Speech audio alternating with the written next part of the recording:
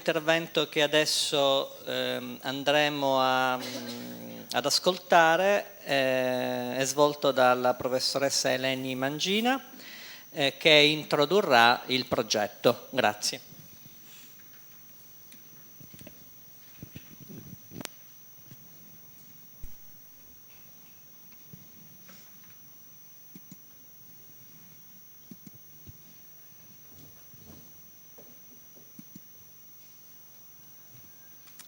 Giuseppe. So, Giuseppe, grazie per aver ospitato oggi la presentazione del progetto AHA ADHD Augmented.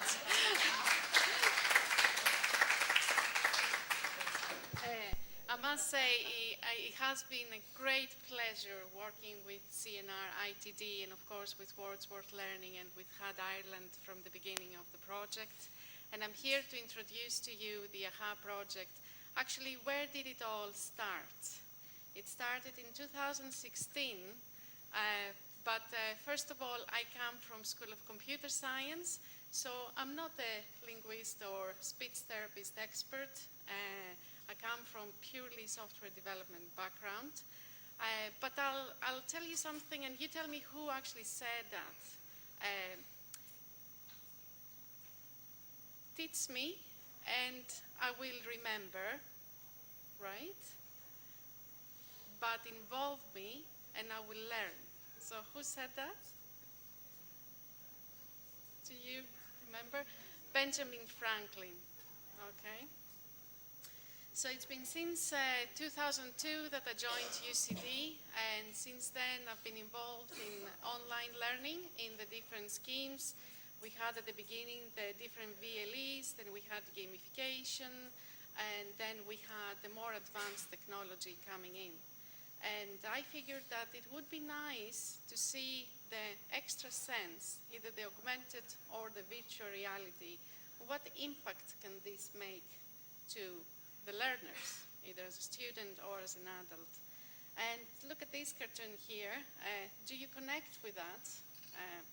Long hours of lectures, students are kind of lost. Even as adults, if you stay here for more than an hour, then you might get bored listening to everything. So we need to attract the students. You need to make their attention continuous. So if we involve them, then they will learn better. But within this project, the good thing and the unique point of AHA, although it's just a pilot, it's only in Ireland, but as a computer scientist, I want to see how this innovative technology will make an impact, and I want to show it quantitatively. I could see that augmented reality attracts the attention of students, especially primary school students, but I wanted to evaluate it so that I can show it to the Department of Education or other stakeholders and say it made a positive or a negative impact. I just wanted to research about that. So what was the motivation? The motivation was for the students just diagnosed with ADHD that they experience difficulties in maintaining focused on cognitive stimuli, and often they go off task. How many teachers do we have here today? Teachers, yes? Okay, so I think you might be familiar with the kids that they just go off task, they look outside of the window, their attention is not focused continuously. They also show a lower level of motivation and academic engagement than those without ADHD. Do you agree? They show a common comorbid diagnosis with specific learning difficulties, and for this reason they require tailor-made intervention, and that's why we have in schools the support units. In Ireland, we have the Learning Support Unit that's assisting the students with special difficulties. Also, I don't like the term disability. I prefer the special abilities for any kind of diagnosis. Now, evidence in research has shown that educational outcomes have risen from the use of augmented reality applications. They have shown that, yes, we have attention, engagement, more interest, the students are more motivated, but within this project we just wanted to evaluate it. We wanted to show that if we intervene with certain technology, what is the impact of this technology? Also, augmented reality is shown in research that's a preferable tool to develop learners' particular skills, especially in writing and language areas, such as vocabulary retention and spelling improvement. That was all within the references that we followed in the research. Now, this pilot there was a call from European Commission in 2016, and in November we applied for funding, and the call was very specific. We wanted to observe about digital technologies and the impact it makes students diagnosed with attention deficit disorders. So our motivation within this project was to create a novel web-based technology for digitally assisted observations and evaluation practices. We will talk later on when I talk with David Ross about the system and how we observe this. To create a web-based virtual network where actually parents and teachers are involved and they can monitor and observe the behavior of the students during the intervention. We also want, in order to prove the impact,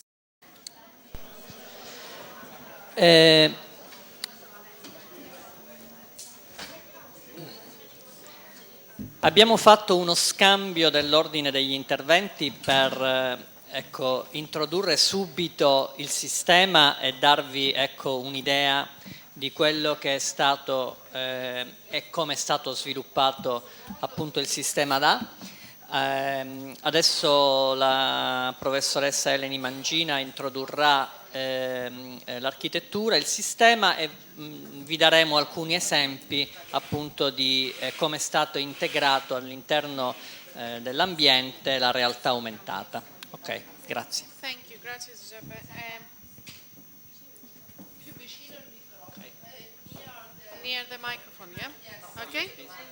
No, I'll use this, it's fine. Yeah. So we changed the schedule a little bit, so I will, myself and David, we're going to present the system, and I know many of you can't wait to see the actual system in action and the augmented reality objects.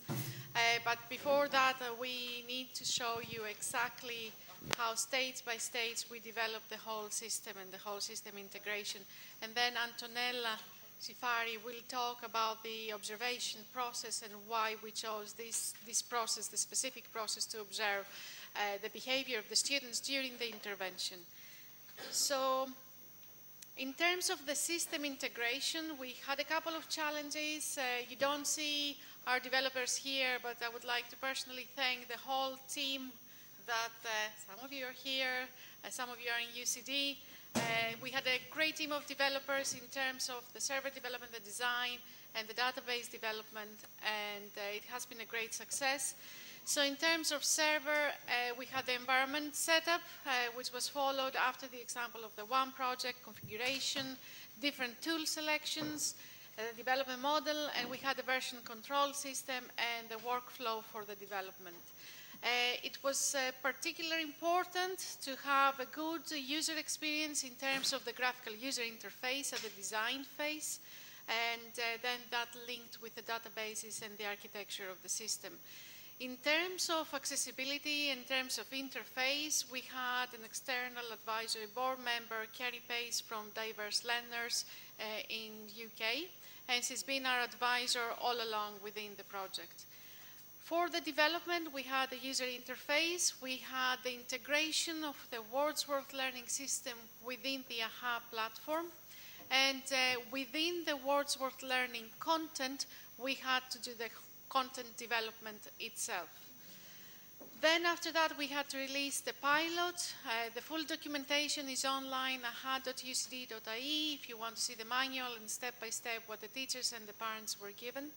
And there was a continuous maintenance from our IT group within the project for the platform. Monitoring is ongoing, data analytics are ongoing, that's further development as well, and different troubleshooting throughout the rollout. So in terms of the server setup, I know it's a little bit technical, but some people that might be watching online, they might be from the IT background and they want to hear of how did we do it. And if they want to replicate the process, the AHA platform is open source. And so you can follow the same process. We transferred the repository from the WAM application, the previous European project, to use the development server, and we did the developmental progress there with the changes that we had to make for the AHA needs. We had to install selected the required tools, and then we had to set up the development server environments and gain access to the repository of the database with anonymized and de-identified data of the stakeholders. We established a GitHub overflow and workflow monitoring process, and then in terms of the design, we had to design and implement the private area, which is for the parent and the teacher and the student functionalities. So there was a user profiling system behind that.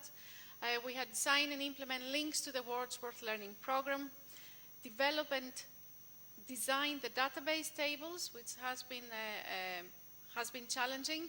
And then, of course, we had the public area content as well, which is open for the public to view.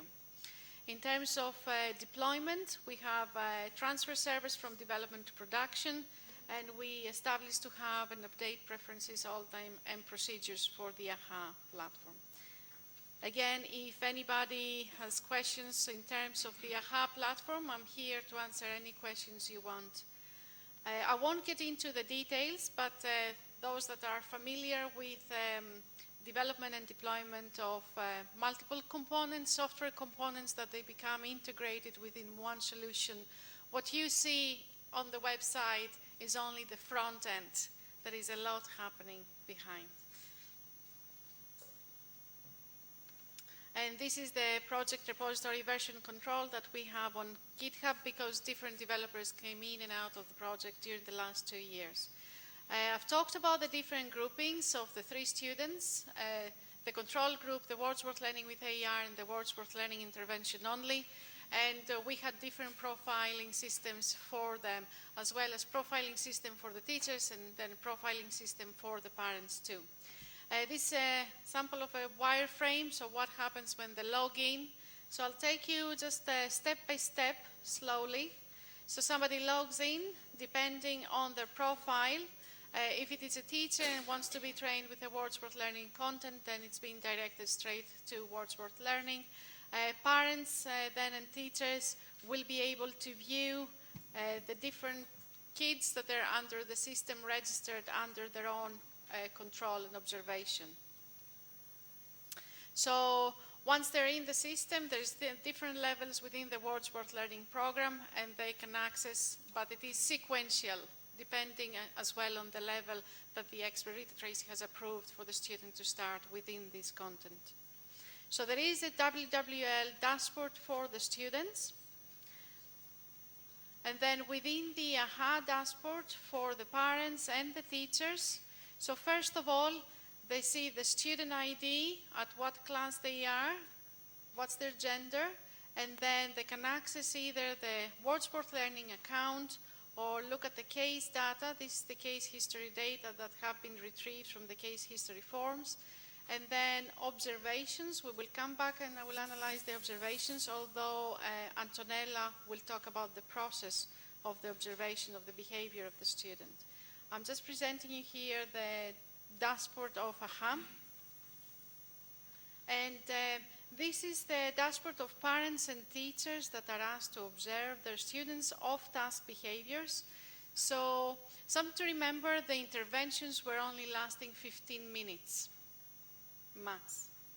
And so far it has been very positive feedback from teachers and parents because it was short intervention.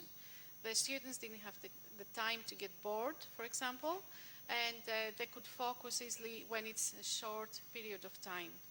And within these 15 minutes, the parents and the teachers would observe the behavior of the student without intervening. They would just say how much percentage they were off task. But Antonella will describe that in detail.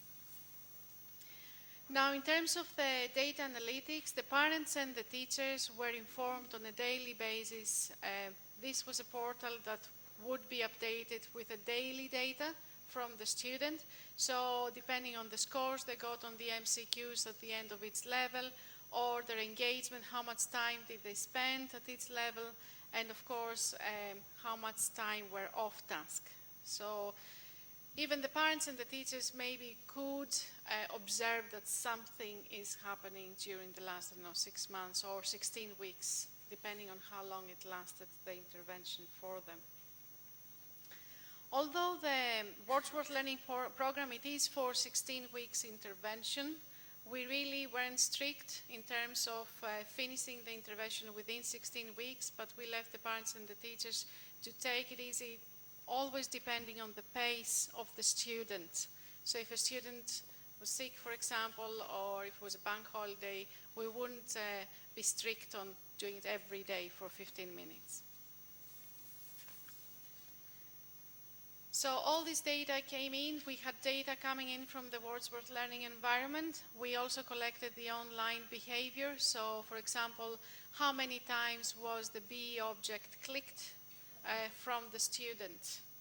We want to see if there is a correlation of advancement on the literacy skills through the standardized tests, and then how many clicks the students were taking within different levels. And this is the analysis we're doing this summer.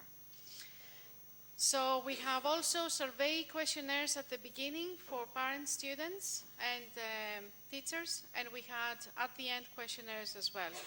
We have behavioral monitoring content. This is from the observations from the parents and the teachers. We have also online data from the web-based content and the augmented reality content. So there is big data, educational analytics that come through the platform that will be analyzed at the end. So in terms of development, around June 18 we had our demo, July we had our wireframe, and as you can see, up to October we were ready and we rolled out within 2 different prototypes that we had the first year. This was the development of the framework. And in terms of the software quality aims, we aimed for performance efficiency, compatibility, maintainability, portability, functional suitability, reliability has to be secure, usability, and security in terms of confidentiality, integrity, accountability, and authenticity. So the AHA portal itself will be open source, but the WordsWorth learning content is license-based, but the portal itself could actually accommodate different subjects to come in and then observe for further down the line, further development of the AHA project. I will now give the microphone to Mr. David Ross, who will show us the amazing augmented reality objects for WordsWorth Learning.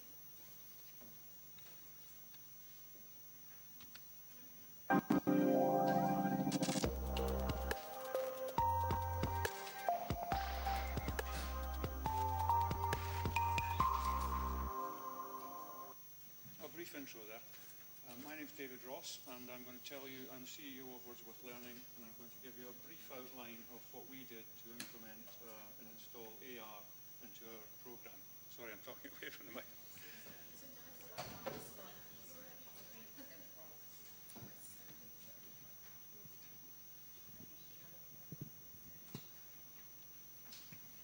Can you hear me? How's that? Who can't hear me? You can all hear me.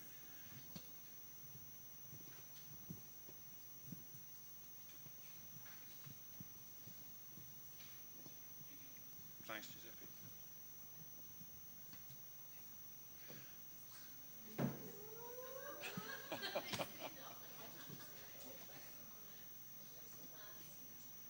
That's it. Okay, static. So, yeah, so briefly, you've been through this already this morning. Augmented reality uses AR to explain a subject, audio-visual learning, which is very important, the AR part of it.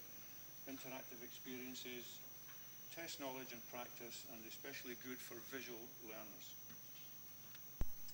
So the project is AHA Augmented, and it's to help children diagnosed with ADHD, specifically to improve their reading and spelling. Now, you've been through the who part of this earlier, and the what. So we're going into now the levels, which is the third element down on the chart there. And it's WordsWorth Learning has 7 levels, and it starts at the pre-reading stage. It's a step-by-step process, so it must be followed through each level incrementally. And children are able to read and spell words of up to 7 syllables from starting at the pre-reading stage. The program itself, when we had to investigate which elements of the program to convert to AR, we then started looking through 165 of the icons that already existed in our current program, and that included also 104 videos, 330 interactive reading and spelling exercises, 12 multiple choice questionnaires, and 8,500 words to assess for their use within the AR system.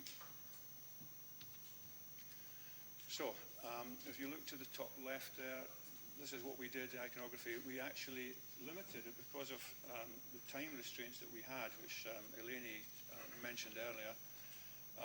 And we had to look through our vowel and consonant charts, and I'll show you some of these later. Videos, interactive reading, spelling exercises, and so on, multiple choice questionnaires. And then we decided to design 2D and 3D design character animations and tutorials for those. And these were passed on then to the second item here, to the graphic designer. And in Cinema 4D, which is 3D modeling and animation, motion graphics, and so on, we used to design the WordsWorth Learning icons and graphics to create, and what we did was to create 2D icon animations as a video and videos as a style guide for the next phase of the AR development. Which was using a product called Blender. I'm not sure many technical people are here today, but I'm just giving you an overview of the products that were used to get to the end game, which was AR objects within the program. So Blender is an open source 3D creation suite for 3D modeling, dealing with rigging, animation, simulation, rendering, and so on. And these were used to create 90 3D animated AR objects. They were passed on then to the actual AR elements, and so there's three products here that are used in conjunction with each other. And I'm not going into the detail here, but they're used to develop things like the marker, which is an example of which would be, this is an A4, this is the marker, and I'll come back to that later. And then the objects were put into a library, and it was used to present them overlaid on the real world on a student's device. So that's very basically the process that took place to get to where we're going. So I mentioned earlier content and iconography. One of the things used in the program are counters, and these represent speech sounds. So it's a blue counter for a consonant and a green counter for a vowel. And we decided to use those as the first attack on developing AR objects. And what we did then was to take one side of the coin, and as you know, a coin has information on both sides. We put a graphical AR element onto the front side of the coin. When it was flipped, then you got the data information, which would be the letter that graphical representation was back to, and also an audio track. So now we're beginning to get to the audio-visual on these coins.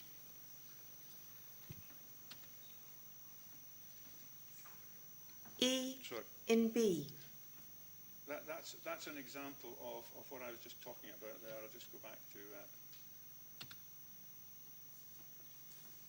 E in B. so taking it from the paper and the charts there, you can see that once it had gone through that process of animation and building 3D objects, that's what it looks like when it used in real time. That's a mock-up. You'll see the real thing in action in a few minutes. interesting thing is that when we were developing the coin thing, we had got thus far and developed what you saw there, but the Royal Mint in the UK had announced the release of 26 coins to represent the alphabet, 10-cent coins, 10-pence coins. And it just mirrors exactly what our idea was. And a coin, as you know, is universal. Everyone uses coins. Maybe not so much nowadays as they're planning out. But for example, something representing England in this case was B for Bond, James Bond, 007. So we just thought that was backing up our idea to use, first of all, counters and convert them to the coins. And you flip a coin. One side you get the information, the other audio-visual. This is an example of flashcards that we used later in the program at level 7. Now these are hand-drawn, as you can see, and they're used to give a visual image of a speech sound or letter sounds or words. And what we did was to convert those. So instead of just looking at a piece of paper, flat piece of paper with a drawing on it, the children can now see and animate that flashcard. So that we're beginning to get into the AR all the way through the program. And the same for...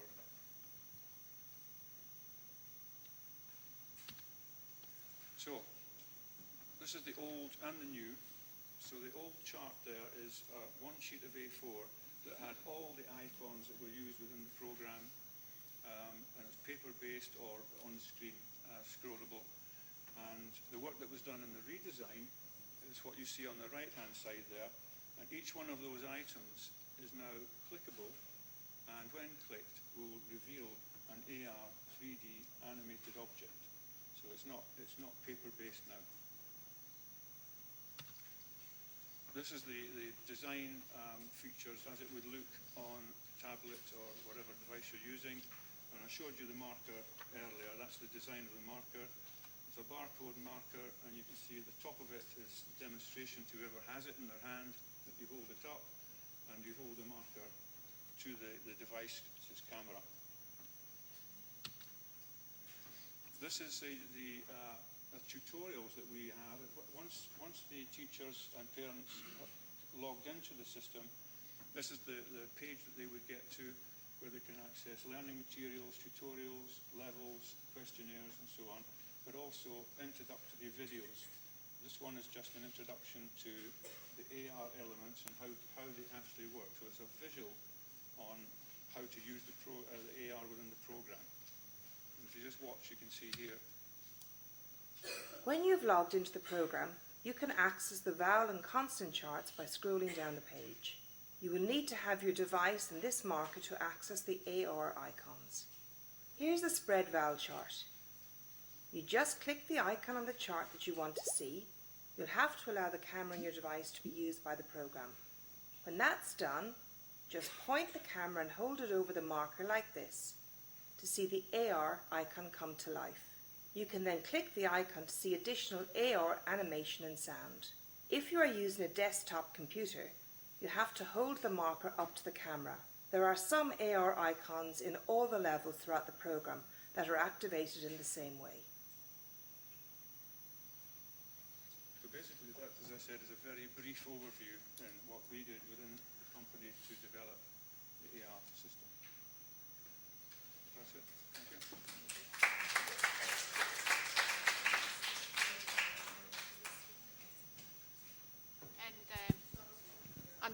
I'm just going to say something about the project. The unique point, apart from the impact of the technology for students diagnosed with ADHD, is the interdisciplinarity of the project. So we have computer scientists, we have experts in literacy, we have psychologists, and we have the teachers and the parents involved and the students. So you will see later on, around November, beginning to end of November, all the publications and the reports about quantitatively assessing the impact of such a solution. But I have to say that it wouldn't reach the success without the great teamwork of everybody. everybody. And I must say the working ethos and the amount of hours that everybody has spent additionally to this project, because we really believe in the disruptive education and the positive impact that it makes. I will leave now Antonella to bring in the observation part of the project from the psychologist's point of view. But again, thank you.